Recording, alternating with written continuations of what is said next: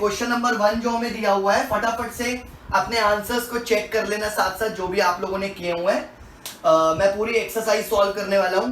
तो first question में हमें ये दो एलिमेंट्स ऐसे इक्वल दिए हुए हैं किसी कार्टेशियन प्रोडक्ट के कि x/3 + 1 y - 2/3 is equal to 5/3 1/3 दिया हुआ है।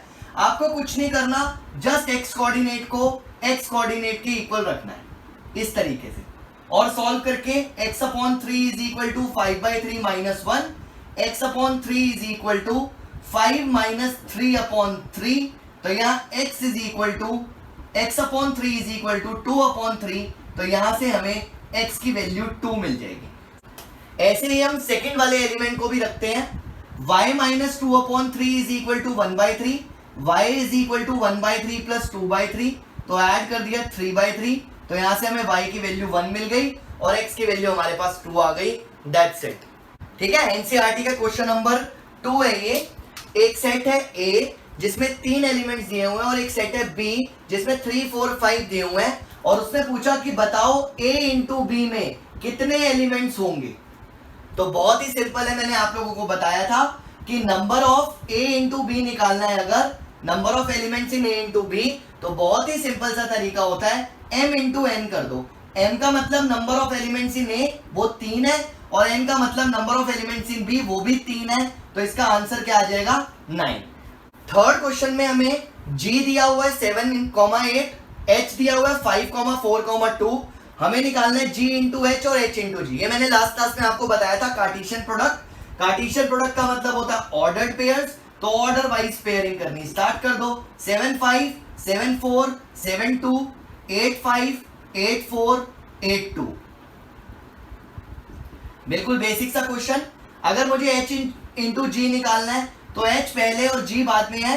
5 7 5 8 4 7 4 8 2 7 2 8। अब आप लोगों से मेरा क्वेश्चन है, क्या h × g और g × h इक्वल होंगे? अगर होंगे तो क्यों होंगे और अगर नहीं होंगे तो क्यों नहीं होंगे? क्वेश्चन नंबर 4 के अंदर ट्रू फॉल्स बताना है कि सही है या गलत है, बस ये चीज देखनी है। P is equal to m, n, Q is equal to n, n। तो क्या P × Q सही है? आपको एलिमेंट्स निकालने की जरूरत नहीं है, आप नंबर वाला कॉन्सेप्ट याद करो। इसमें 2 एलिमेंट है, इसमें 2 एलिमेंट है, तो P × Q में कितने होने चाहिए थे? 4। तो इसका मतलब ये फॉल्स है, ये स्टेटमेंट फॉल्स है। बिल्कुल बेसिक सा रूल याद रखो, जैसा मैंने बोला फॉल्स। बेटा ट्रू कैसे कावेरी?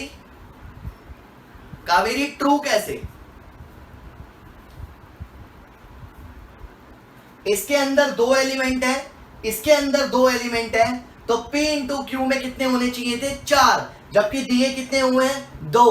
तो P × Q is equal to this is false statement. ये ट्रू नहीं है, ये ध्यान रखना। ठीक है, और दूसरे तरीके से अगर आप एलिमेंट्स निकाल के भी करना चाहो तो कर लो। P × Q is equal to क्या होगा? m, n, m, m, n, n and n, m। तो देखो ये सेट इसके इक्वल नहीं है ना, तो इसका मतलब ये स्टेटमेंट जो है वो फॉल्स है। सेकंड और थर्ड पार्ट पे अगर हम आए फोर्थ क्वेश्चन के, सेकंड पार्ट में लिखा है अगर A × B में एक एलिमेंट है x, y, तो क्या इसका मतलब x बिलोंग्स टू A और y बिलोंग्स टू B होता है? क्या इसका मतलब x belongs to A, y belongs to B होता है? होता है, क्योंकि A × B का मतलब होता है ऑर्डर्ड पेयर्स। तो जो पहले वाला पार्ट है, जो ये x कोऑर्डिनेट है, ये हमेशा पहले वाले सेट को बिलोंग करता है और ये जो दूसरे वाला y कोऑर्डिनेट है, ये हमेशा सेकंड वाले सेट को बिलोंग करता है। यही कार्टेशियन प्रोडक्ट होता था, इसलिए ये स्टेटमेंट ट्रू है। अगले पार्ट पे आते हैं। एक सेट है A जिसमें एलिमेंट्स दिए हुए 1, 2, एक सेट है B जिसमें एलिमेंट्स दिए हुए 3, 4 और हमसे पूछा क्या ये स्टेटमेंट ट्रू है। चेक करते हैं। किसी भी सेट का फाई से इंटरसेक्शन फाई होता है और फाई का मतलब है नल सेट, यानी कि 0 एक तरह से। और मैं किसी भी सेट को फाई से मल्टीप्लाई करूंगा तो फाई ही आएगा, इसलिए ये स्टेटमेंट भी ट्रू है। सिंपल सी चीज है, इस चीज को आप लोग ध्यान रखोगे। एक सेट दिया हुआ है जिसमें एलिमेंट है -1,1, हमें a इंटू ए फाइंड करना है। तो मैंने आपको सिखाया था पहले a इंटू ए निकाल लो, चाहो तो साइड पे लिख लो, कंफ्यूजन नहीं होगी। ये मैंने दोनों a इंटू ए लिख लिया। अब नॉर्मल ऑर्डर पेयर्स करने हैं, तो -1 -1 -1 1 1 -1 1 1, तो ये ऑर्डर पेयर्स हो गए। अब a इंटू ए करना है अगर, तो फिर से इस वाले सेट को एक इस सेट से और मल्टीप्लाई कर दो, तो पहले ये आएगा फिर ये एलिमेंट, तो -1 -1 -1 -1 -1 -1 1 -1 1 -1 -1 -1 1 1 -1 1 -1 1 एंड लास्ट 1 1 -1 1 1 1।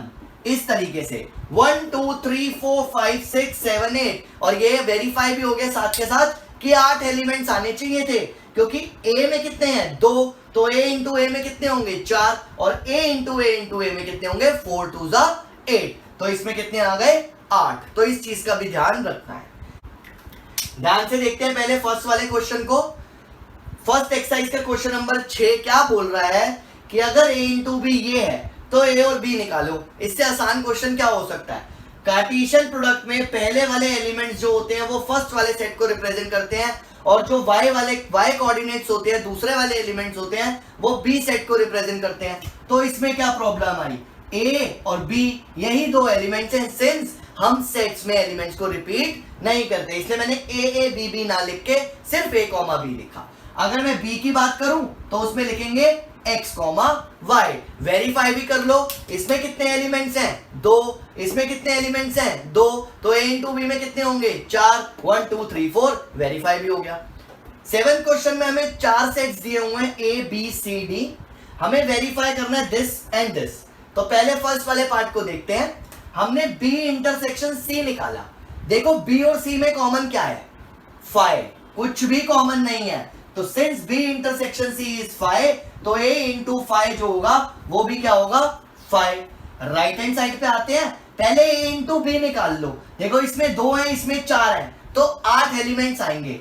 ऑर्डर पेयर्स करो, हमने किया 1 1 1 2 1 3 1 4 2 1 2 2 2 3 2 4।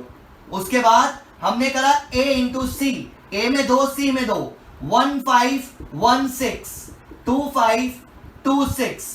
अब हमने करना है a इंटरसेक्शन b, एक into B intersection a into C. Check कर लो दोनों सेट्स में कुछ भी कॉमन नहीं है, दैट मींस 5, तो दोनों के दोनों इक्वल आ गए, तो ये स्टेटमेंट वेरीफाई हो गई, सिंपल। अगले क्वेश्चन में बोला क्या a इंटू सी सबसेट है b इंटू डी का, तो पहले a इंटू सी जो हमने निकाला हुआ था वही यूज कर लेते हैं। तो ये आ गया 1 5 1 6 2 5 2 6। अब ये सारे एलिमेंट्स b इंटू डी में भी होने चाहिए, ये सारे एलिमेंट b इंटू डी में भी होने चाहिए, तभी a into C b into D का सबसेट होता है। तो हमने b इंटू डी निकाला, देखो 1 5 b इंटू डी 1 5 1 6 1 7 1 8, 1 5 और 1 6 दोनों है। अच्छा, उसके बाद 2 5 2 6 2 7 2 8, 2 5 और 2 6 भी एलिमेंट्स हैं, तो सीधा सीधा पूरा निकालने की भी जरूरत नहीं पड़ी, हमें पता चल गया यस ये जो है सबसेट है b इंटू डी का, दैट्स इट। तो हम लिख देंगे कि a इंटू बी सबसेट है b इंटू डी का, a into C sorry subset है b इंटू डी का। तो जिसने भी क्वेश्चंस प्रैक्टिस करे होंगे उनको पता चल रहा होगा कि इतना कुछ मुश्किल नहीं है इस एक्सरसाइज में, बहुत सिंपल सी चीज है। साथ साथ आप लोग अपने आंसर्स को चेक करते रहो, क्योंकि मैंने आपको फर्स्ट एक्सरसाइज होमवर्क में दी थी, 7 क्वेश्चन मैंने करवा दिए, 3 और करवाता हूं, ध्यान से देखना।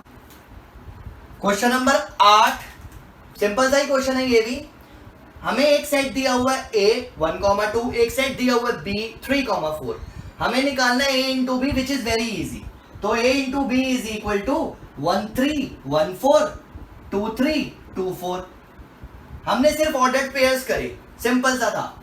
नाउ उसने पूछा how many subsets are there, तो अगर मैं इनके हिसाब से सबसेट लिखूं तो भी कोई प्रॉब्लम नहीं है, इसके हिसाब से सबसेट लिखूं तो भी कोई प्रॉब्लम नहीं है। देखो मुझे इसके सबसेट्स बताने हैं, number of subsets of A into B, तो जो हमने सेट्स में फॉर्मूला लगाया था 2 की पावर n, हम वही लगा देते हैं। इसमें कितने एलिमेंट्स हैं? 4, तो 2 की पावर 4 कितना आ गया? 16।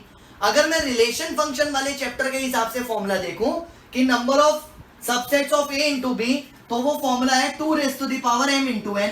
तो बात तो वही हुई, 2 raise to the power 2 into 2, 2 raise to the power 4, 16। तो चाहे तो आप इसके हिसाब से चल लो, चाहे तो आप इसके हिसाब से चल लो, उससे कोई फर्क नहीं पड़ता। तो यहाँ पे 16 एलिमेंट्स, 16 सबसेट्स बनेंगे किसके?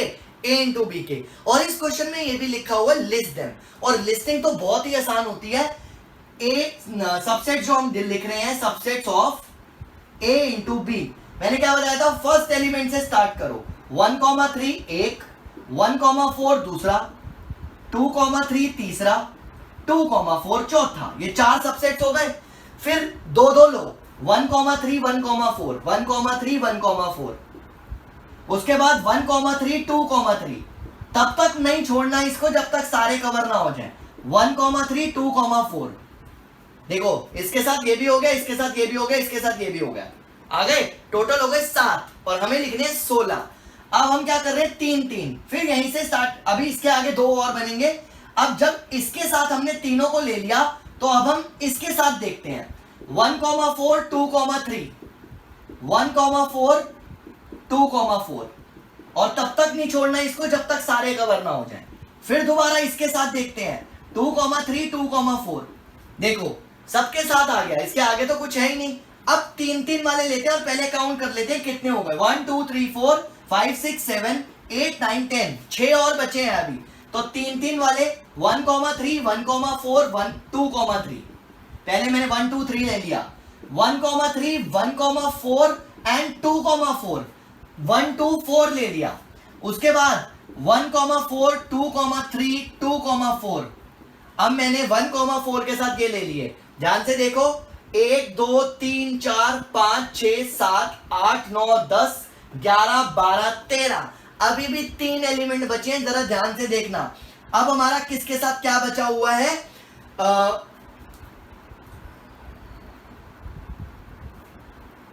1,3 2,3 एंड 2,4, 1,3 2,3 एंड 2,4। देखो यहां पे कहीं पे भी रिपीट नहीं हो रहा। 1,3 2,3 एंड 2,4, 14 एलिमेंट्स एक में लिख लिए चारों, 1 3 1 4 2 3 2 4। ये हो गए 15 एलिमेंट, 15 सेट्स बन गए। और लास्ट हमारा क्या होता है? 5, because 5 is the subset of every set. तो यहां पर भी 16 हमारे सबसेट्स बने, किसके? ए इंटू बी के, जो मैंने आपको लिस्ट करके दिखाया है। अगर किसी के ये नहीं हुए थे तो नोट कर लो। क्वेश्चन नंबर 9 फर्स्ट एक्सरसाइज का, नंबर ऑफ एलिमेंट्स ए में है 3, नंबर ऑफ एलिमेंट बी में है 2। नंबर ऑफ एलिमेंट्स ए में है 3 और नंबर ऑफ एलिमेंट बी में है 2। जरा इसमें क्या लिखा हुआ है कि x, 1 y, 2 and z, 1 a into B में आ रहे हैं। तो कोई बात नहीं, a इंटू बी में आ रहे हैं 3 एलिमेंट्स और होने चाहिए 6। हमें a इंटू बी नहीं निकालना, हमें a और b निकालना है। हमें पता है कि a में कितने एलिमेंट्स है? 3। तो हम देखते हैं क्या इसमें a निकल सकता है इसमें से? तो हाँ निकल सकता है। a का मतलब होता है वो सेट जो पहले वाले एलिमेंट्स को रिप्रेजेंट कर रहा है, ठीक है ना? तो पहले वाले 3 अलग अलग एलिमेंट्स दिए तो हुए x, y, z, तो यही होगा दैट सेट। और b जो होता है वो दूसरे वाले एलिमेंट्स यानी कि y वाले कोऑर्डिनेट्स को रिप्रेजेंट कर रहा होता है। तो y वाले कोऑर्डिनेट पे 1 2 1 लिखा हुआ है, सिंस हम रिपीट नहीं करते तो हम खाली 1, 2 लिख देते हैं। तो देखो मुझे निकालना था a और b और वो मेरा आ गया इससे ही, इसी से ही। तो मुझे बाकी कुछ करने की जरूरत नहीं है, दैट्स इट। ये मेरे सामने है। a इंटू ए में 9 एलिमेंट्स हैं, यानी कि a में कितने होंगे? 3, क्योंकि अगर a में 3 होंगे और दूसरे वाले a में भी 3 होंगे तभी 9 बनेगा ना। तो मुझे पता है a में कितने एलिमेंट्स होंगे? 3। जरा सोच के देखो, कार्टेशियन प्रोडक्ट में आपको कोई 3 अलग नंबर्स दिख रहे हैं? दिख रहे हैं, -1 0 और 1। तो ये -1 0 और 1 के अलावा कोई और नंबर हो ही नहीं सकता a में, क्योंकि a में कितने एलिमेंट्स हैं? 3। तो -1 0 और 1 यही 3 नंबर्स होंगे तो मुझे a मिल गया। अगर मुझे a मिल गया तो क्या आप a इंटू ए नहीं निकाल सकते? निकाल सकते हो। इतना आसान है कि मुझे a को a से मल्टीप्लाई करना है, ऑर्डर पेयर लिखने, और वो बहुत बहुत आसान होगा, तो वो निकाल लेना। इसके अगले वाले पार्ट के अंदर लिखा हुआ है also find the remaining elements of a into a, तो a इंटू ए के रिमेनिंग एलिमेंट्स लिखने हैं। तो जब आप a इंटू ए कर लोगे तो इन दोनों के अलावा जितने भी होंगे वो सारे रिमेनिंग एलिमेंट्स होंगे। That's it. ये फर्स्ट एक्सरसाइज थी जो हमारी 10-15 मिनट का ही काम था, मैंने आपके सामने करा है। आप लोगों ने अगर सॉल्व कर ली थी तो बहुत अच्छी बात है, और अगर नहीं करी थी तो प्लीज इसको जरूर कर लेना, ठीक है।